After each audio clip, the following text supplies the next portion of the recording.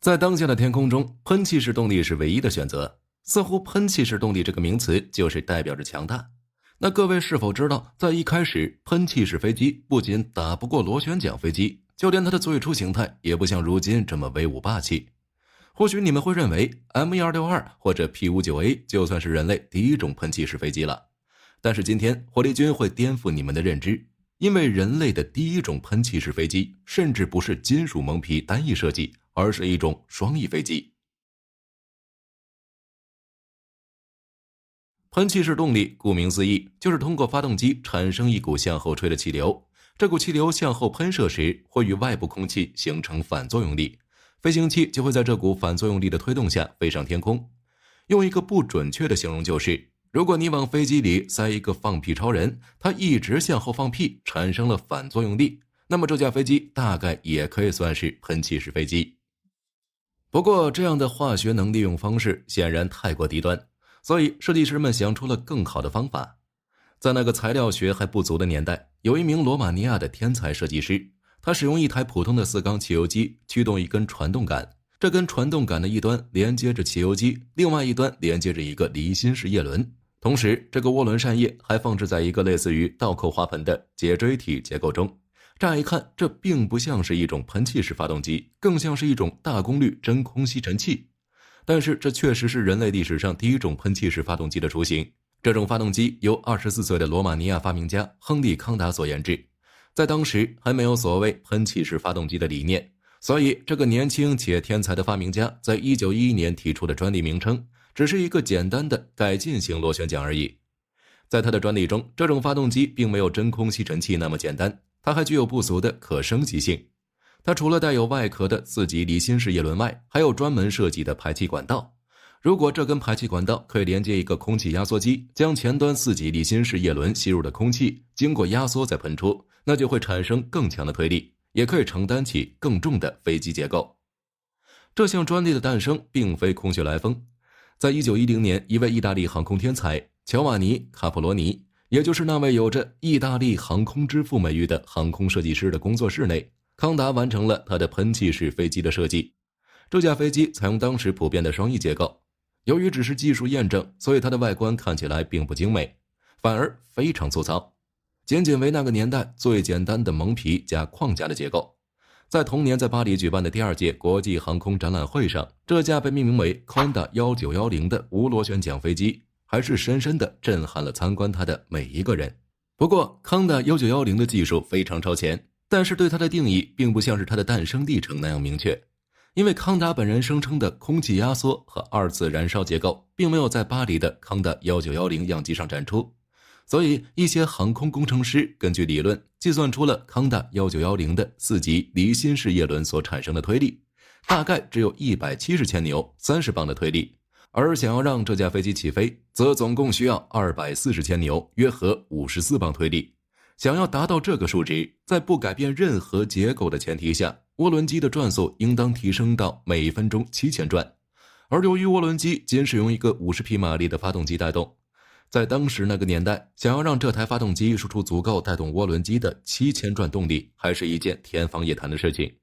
所以理论上来说，康达1910永远也飞不上蓝天。但是其拥护者坚称，康达1910的最初始的原型机进行过试飞，并且康达本人在试飞中出了事故，侥幸并无大碍。但是那架离地的原型机却因为事故在大火中烧毁，这才没能留下任何证据。虽然康达1910是否是人类第一架喷气式飞机仍有争议，但这并不妨碍众多权威航空杂志将其追认为人类历史上第一种喷气式飞行器。比如在1980年和1993年，简氏航空百科全书收录了1910年飞机的条目，将康达1910称为康达涡轮机，并将其描述为世界上第一架飞行的喷气式推进飞机。而这并不是故事的终结，虽然康达1910的争论最终会伴随整个人类的航空史，但是亨利·康达却是一位毫无争议的天才。在康达1910的实践中，他发现了一个特性，那就是到现在航空设计时都会被用到的复辟效应，而这个效应也是现在大部分航空器的机翼都会运用到的原理。直到现在，美军的C-17战略运输机在低速起降时，发动机尾气会吹到襟翼上，以提供改善重载操控的升力的设计，也是使用了复辟效应。而它还有一个大名鼎鼎的名字，那就是康达效应。启迪未来的亨克尔。虽然喷气式动力随着一战的结束而告一段落，但是人类对于航空发动机的追求却永无止境。无独有偶，和康达认为在涡轮机后可以使用发动机废气进行二次推进的原理一致的是，1935年，年轻的德国工程师汉斯·冯·奥海因成功地申请了一项使用燃气涡轮废气作为推进装置的专利。在当时，使用废气进行推进的想法和1910年一样，还是一种超前专利。对于一战战败国来说，由于在凡尔赛条约中被剥夺了大部分军事资源，所以使用一些远超当时技术条件的概念设想，从而孵化一些世界先进的发明来恢复德国意志力，是当时德国上下都紧锣密鼓筹备的事情。所以这种废气推进的想法，在航空工程师恩斯特·亨克尔看来是一种可以划时代的好点子，所以他决定资助奥海因的发明，让这种废气推进的想法变为现实。事实证明，大部分好创意都没能提前实现，大多都是差钱。而作为德国最优秀的航空工程师和当时德国最大的飞机设计制造商之一，亨克尔显然是不差银子的。很快，在金主爸爸的资助下，1937年9月，冯·奥海因成功展示了他的第一台发动机亨克尔 HES-1。对于此时已经开始在 HE111 这种客机改装成轰炸机的亨克尔来说，他敏锐地察觉到了这种发动机的潜力。但是目前来说，由于 HES-1 和康达1910一样，有着出力太低的毛病，所以想要测试它，还得使用传统的活塞螺旋桨飞机，而喷气式动力也只能作为备用动力。所以在1939年7月，一台已经接近完善的亨克尔 HES-3 被悬挂在 HE118 的下方。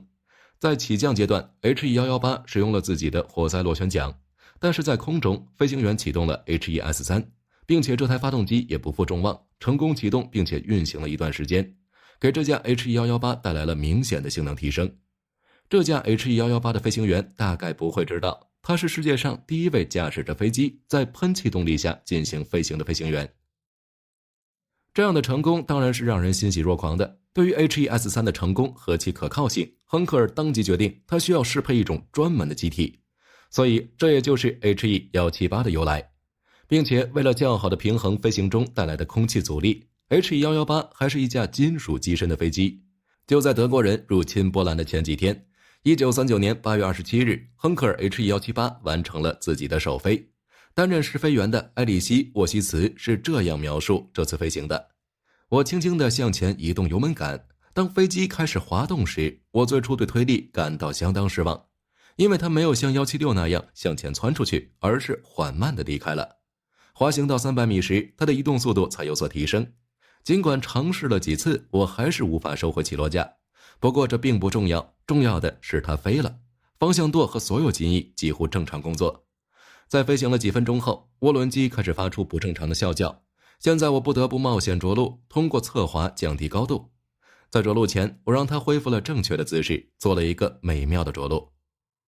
虽然在场的所有人都对 HE178 的试飞成功欣喜若狂，但是他们不会想到，这次 HE178 的离地着陆过程究竟有着怎样的划时代的意义。他们也不会知道，不到1周后，1939年9月1日，德国入侵波兰，第二次世界大战彻底爆发。他们也不会知道，就在几年后，这种概念的战斗机就会因为第三帝国即将覆灭而被赶鸭子上架，成为一个里程碑。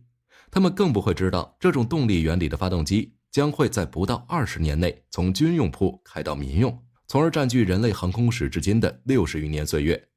那天在现场的所有人仅仅是为了 HE178 安全着陆而开心，后面发生的一切他们